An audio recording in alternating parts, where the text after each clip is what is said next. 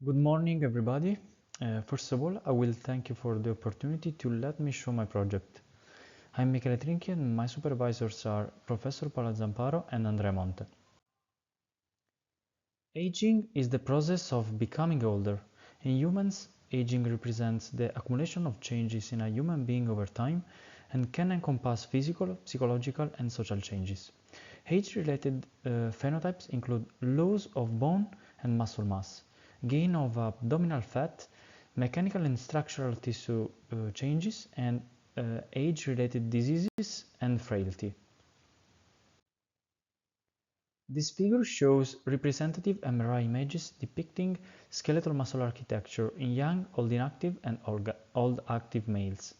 The wet layer represents the intramuscular and visceral fat, while the dark layer is the thigh muscles.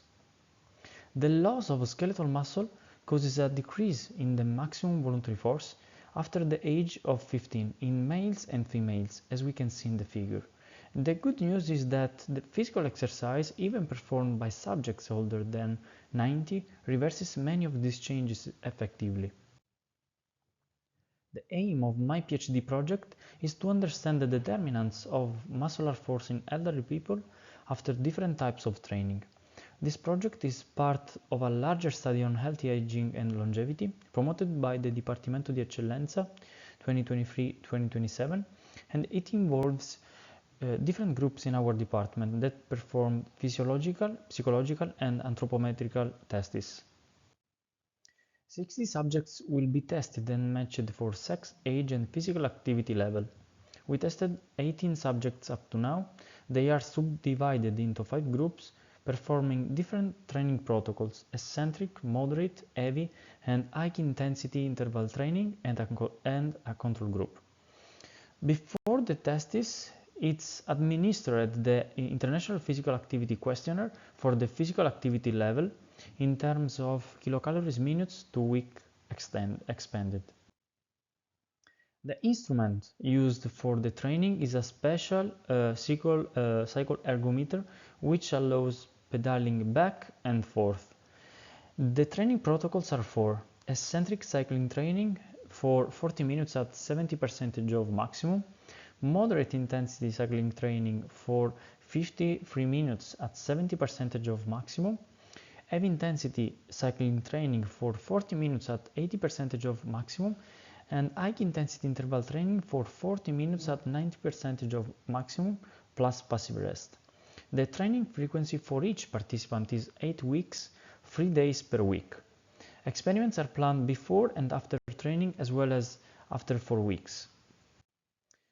During our experiments, we collect data on the force by an isokinetic dynamometer, the electrical activity of the quadriceps muscles by high-density EMG, and muscle fascicle behavior of the vastus lateralis muscle by an ultrasound. Here some preliminary results are reported. Data refer to the maximum voluntary torque computed by an isometric contraction. In physics and mechanics, torque is the rotational analog of linear force. An isometric contraction is a static contraction of a muscle without any visible movement in the angle of the joint, knee joint in our case, as we can see in the figure. This figure shows the torque before and after 4 and 8 weeks of different kinds of training: eccentric, moderate, heavy, and high intensity interval training. We can see an improvement in all groups post-training with higher values of percentage of variation after eccentric and heavy training. How training could make a difference for the elderly? The physical exercise in elderly people has different benefits as keep and improve their strength so they can stay independent, reduce levels of stress and anxiety, improve their aerobic fitness, manage and prevent some diseases, improve their balance, and lower the risk of falls. We are still recruiting subjects. If someone is interested, text me on my mail, please. Thanks for your attention.